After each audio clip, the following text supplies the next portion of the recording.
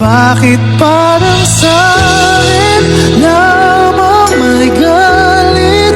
Madayang tadhana iyong pansinin. Wala na bang Hello guys, my name is Mr. TV and welcome sa aking YouTube channel. Ayan, kamusta kayo lahat guys? And happy Father's Day po guys ngayong araw na to sa lahat ng mga mababait at mga nakaka-proud nating mga tatay. Ayan, happy Father's Day all over the world guys, no? At araw nyo ngayon to mga father, mga daddies, papa, kung ano man yung tawag natin sa mga father natin. Pasayahin natin sila ngayong araw na to. Ayan, by the way guys, my name is Mr. TV at welcome po dito sa akin channel. Ayan, matagal-tagal tayong hindi nakagawa ng video dahil busy tayo. Ayan, pasensya na kayo sa background. Kaya, ngayon guys, no, ngayong 2026 is marami guys ang mga nangyari. Maraming mga channel yung mga na-remove dito sa YouTube at maraming nagkaroon ng violation. Ayan, grabe talaga ngayong 2026 guys. Minsan nakakatakot talaga guys kasi minsan pagising mo hindi mo alam kung okay pa ang iyong YouTube channel. Ayan, sinasabi ko nga sa inyo guys, no, na every year po guys dito sa YouTube is merong mga changes sa mga rules ni YouTube and merong mga binabago sila sa mga policy nila. So tayo lagi tayong maging ready. Kasi hindi naman bago guys, no, yung mga policy ni YouTube like sa pag-upload ng mga original videos. Talagang dati pa talaga pinupush na talaga ni YouTube na mag-upload tayo ng mga authentic, mga original na mga videos. No, pero yung mga iba kasi dahil nag-after sila sa malaking views and malaking subscribers, malaking kita, kaya minsan natitempt sila na kumuha ng mga viral videos na kinukuha nila sa mga ibang platform and then ini-edit nila and then ina-upload nila sa mga channel nila, which is very wrong talaga kasi hindi ka talaga makakalusot talaga kasi ngayon talaga yung system ni YouTube is very high-tech na talaga yung nag-check, talagang matidetect talaga kung merong something wrong sa iyong. So, ayun na guys, no? Maraming mga channel at nakakalungkot talaga na maraming mga channel yung mga nare-remove sa iba't ibang klaseng violations. Ayan, ikaw guys, no? Kamusta yung channel mo?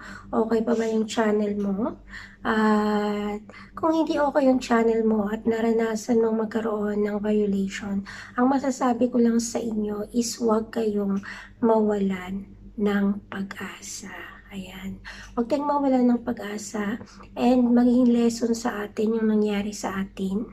So, kung nagkaroon ka naman ng violation guys, no, huwag kang manginayang doon sa mga videos mo na malaki yung views. Kasi, kahit na malaki pa ang views nun, is talaga guys na wala pa rin yung kwenta.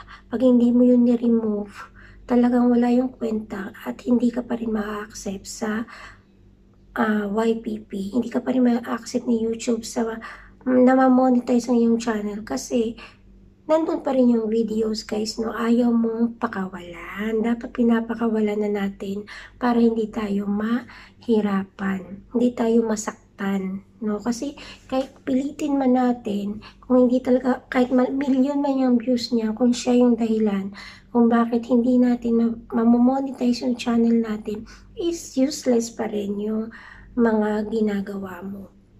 Kaya nga dapat tayo is maging aware tayo lagi and huwag nating ipagpilitan lagi yung hindi talaga hindi tama, no? Ang mali ay magiging mali, hindi yun magiging tama talaga. Kaya dapat tayo wag nating pagpilitan, hindi okay na yan, ganyan ganito. Ang yung iba nga gumagamit nga sila bakit ganyan. No, mga reason natin minsan na may pagka matigas yung ulo. Dapat tayo talaga sundin natin kung ano yung policy ni YouTube. Kasi lahat naman talaga tayo is inaccept natin yung terms and condition ni YouTube, pero hindi natin binabasa yung nakasaad sa kontrata, no? Minsan tayo kasi bigla na lang tayong mag-a-accept ng terms and condition without even understanding or reading the terms and condition ni YouTube. Alam nyo guys, no, sa lahat ng mga small creator na nandyan at nakikinig sa akin, is alam nyo ba na para lang tayo ditong nagre-renta kay YouTube. Ayan. Para tayong nagre-renta kay YouTube that anytime, basta maka-violate tayo ng rules niya, is anytime pwedeng i-terminate yung ating contract at pwede tayong mawala yung ating YouTube channel dito sa YouTube once na hindi tayo sumusunod sa policy ni YouTube. Ayan, hindi full yung ownership mo dito sa YouTube. Hindi porket may YouTube channel ka is magagawa mo na lahat ng mga ninanais mo. No, merong limitations. And isipin mo na hindi full ownership ka is parang nagre-rent ka lang kay YouTube. Kaya dapat pag nagre-rent tayo, di ba guys, ng bahay, may mga patakaran yung may-ari ng bahay kung ano lang yung mga dapat mong gawin. May mga rules and regulations na dapat kang sundin para hindi kayo magka-problema. Kasi anytime nakasaad sa kontrata niya na anytime pwedeng ma-terminate yung channel mo and pwedeng i-terminate ni YouTube yung inyong kontrata na inaccept mo. Hindi ka na pag sinabi ni YouTube na hindi ka na fit, hindi ka na align ng iyong channel sa YouTube partner program, anytime, no, anytime, pwede ka niyang burahin sa YouTube or pwede ka niyang i-violation.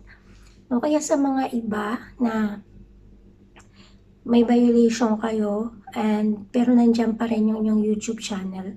So ngayon, huwag tayong basta-basta, di ba sinasabi ko lagi sa inyo, huwag tayong basta-basta upload. Titingnan natin kung ano ba to, tama ba to ang aking i-upload. Huwag tayong masyadong magmadali. Ayan, pag-aralan natin kung yung video natin, bawat content natin is mahalaga.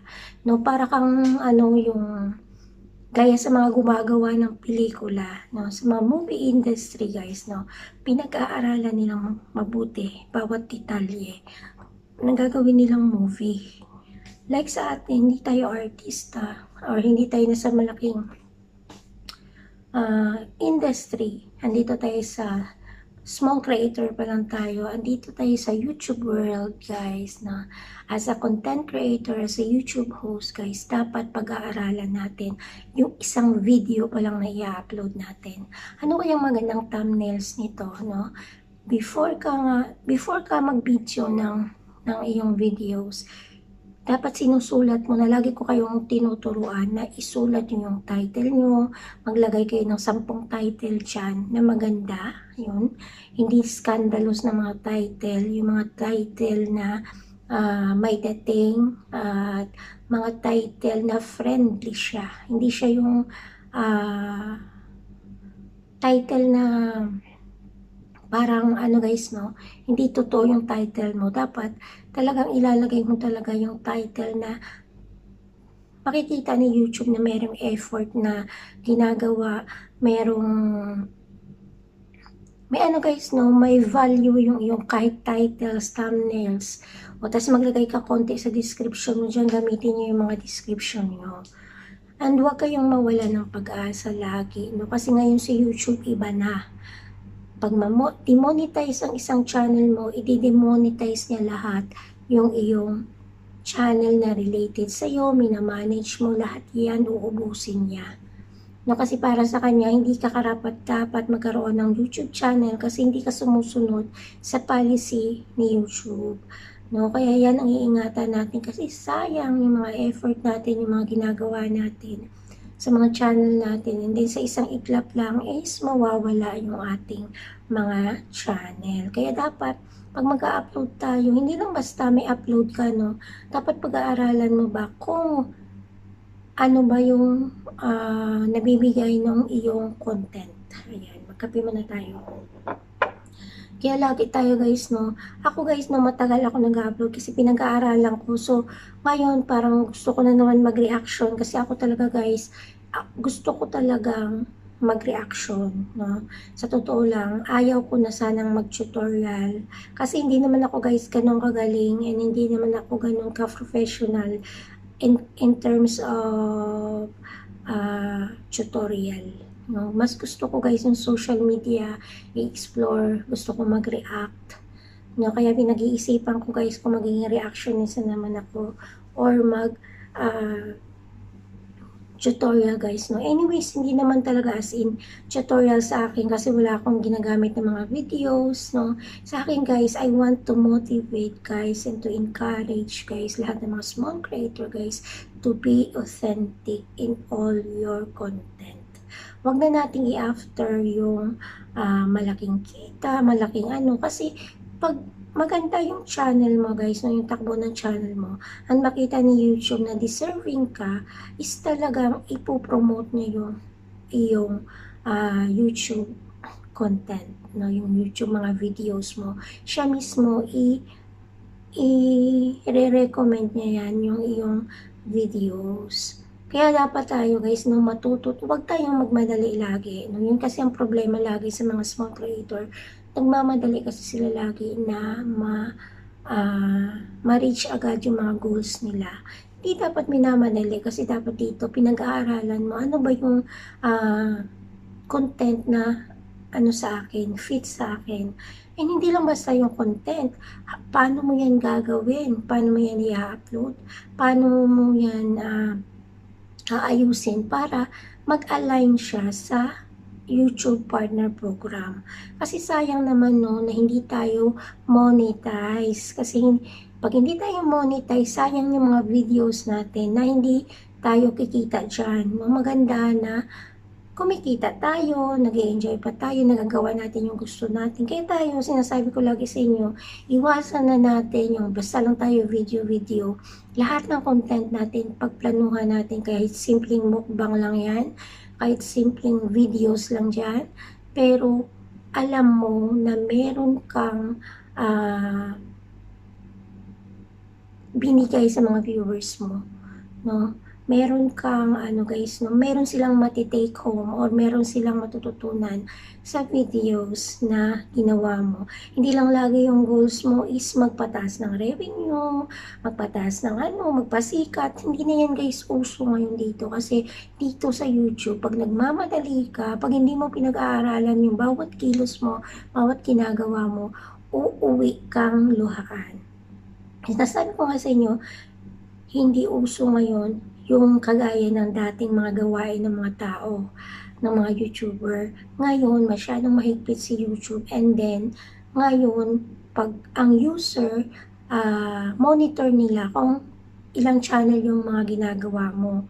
No? Kaya nga dapat tayo talaga, pag nalaman nila na related sa yung channel na yan, pag na-demonetize ka, pati demonetize din yun. And then, ang masakit doon kasi kailangan mo munang ma-monetize tong channel na to bago ka ma-monetize ulit yung isang channel. So, paano kung marami kang channel na nag-violate ng rules ni YouTube? Ayan, maraming mga channel na kahit wala silang upload, nire-remove lang bigla. No? Kaya yan ang iingatan natin kasi sayang yung pinaghirapan nyo, no? Na nawawala ng value.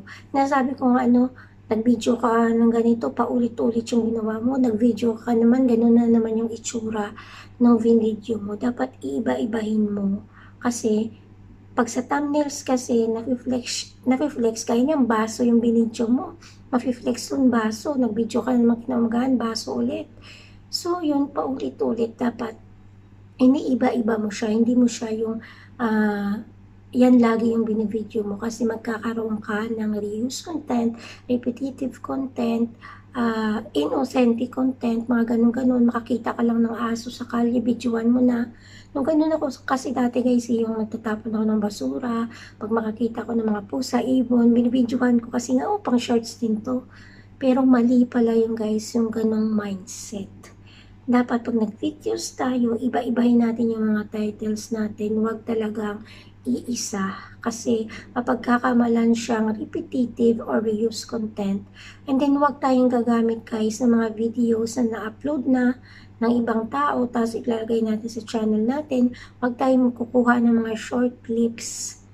Kasi pag mga video kasi guys, takaw strike yan. Lahat ng mga ginagamit natin, mga background na i-check natin kung merong license yan, merong subject to copyright yan. Kasi hindi lahat guys ng background is free. Hindi lahat ng mga background guys is pwede mong basta-basta gamitin. Kahit mga drawings, mga logo, ayan.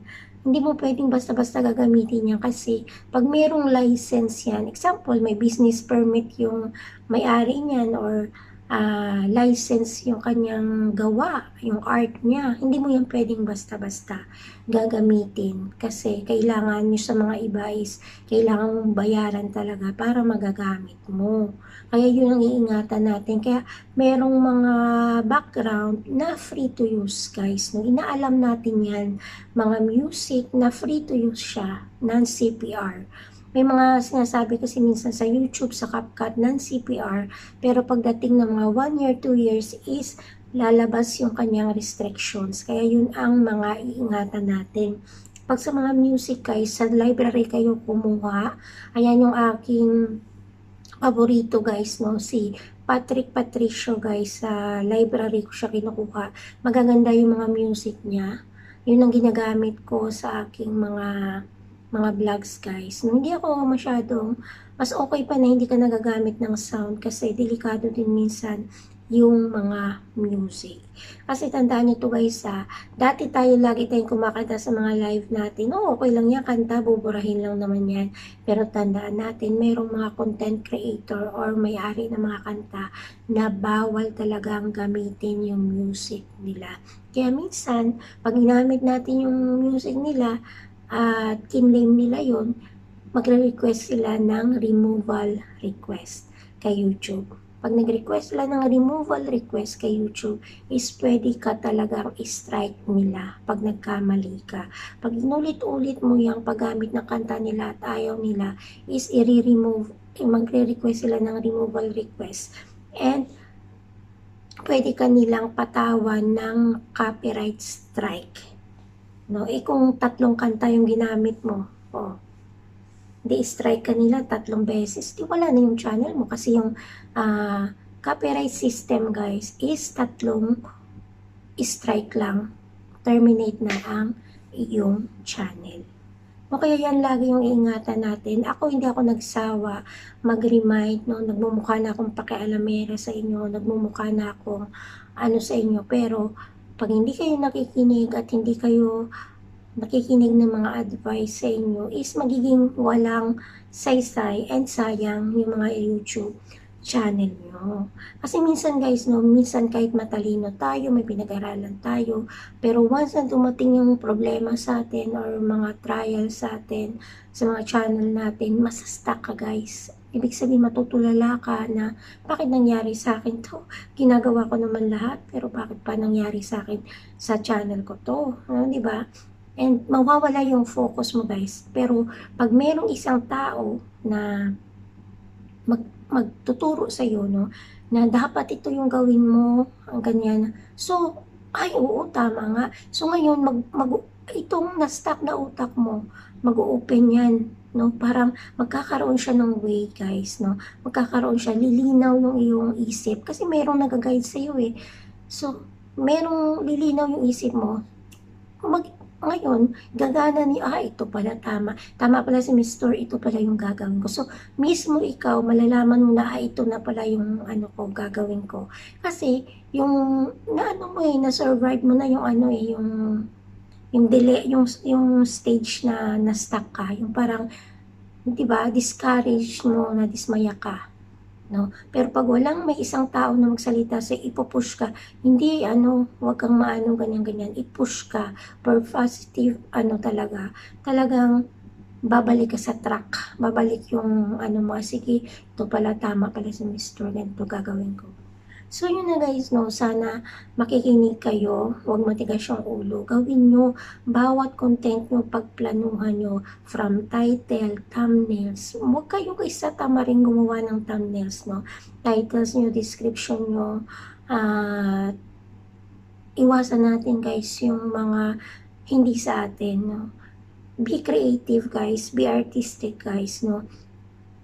Gumawa kayo ng inyong sariling art sa thumbnails nyo. Gumawa kayo ng sariling titles nyo, no, na catchy, friendly, and may dating. Yun. Kahit ano lang yung channel mo, basta pinaghirapan mo yung pag-upload mo ng videos, isang videos lang, o ay ito yung magiging title ko sa susunod na content ko, ay ito yung ano ko, pagpaplanuhan mo. So, ito yung magiging ano ko, intro ko muna to, tapos ganyan. So, kasi minsan tayo, makakalimutin tayo, so, kailangan nating magsulat. So, busy tayo, di ba? Lalo na mga OFW, isulat mo, note, ito muna yung magiging title ko. Magmumukbang ako ng mangga sa, ano, sa Sabado, ayan. Magmumukbang ako, ito yung title ko. Tapos, gagawa ka na ng thumbnails. Tapos, pag naka-ready na yan dyan, so, pagdating ng Sabado na hindi ka busy, sabi mo, mag-film na ako ng videos ko. Ayan, mag-film ka na. So, pag na-film mo na, i-edit mo na, so, pwede mo na siyang i-upload. Pero alam mo na kung ito yung magiging description ko. No, at laging yung ilalagay sa description nyo yung mga disclaimer, tapos yung video na to is sariling gawa, no? From my own wisdom, knowledge, skills, ang paggawa ng videos na ito. Lagi nyo i-indicate sa mga description nyo para malaman ni YouTube ay talagang siya yan, sa kanya yan, no? Original videos niya talaga yan. So yun lang guys, by the way again, my name is Mr. TV. I hope na na-educate, na-motivate, na-inspire ko kayo ngayong videos na to. See you on my next vlog guys. Napag-iisipan ko pa kung tuloy yung tutorial or magre-reaction na naman tayo para maiba na naman. So thank you guys. Mag-iingat tayo, and again, happy Father's Day sa lahat ng mga tatay po guys. Ingat-ingat. Love you all. Bye guys. Thank you so much.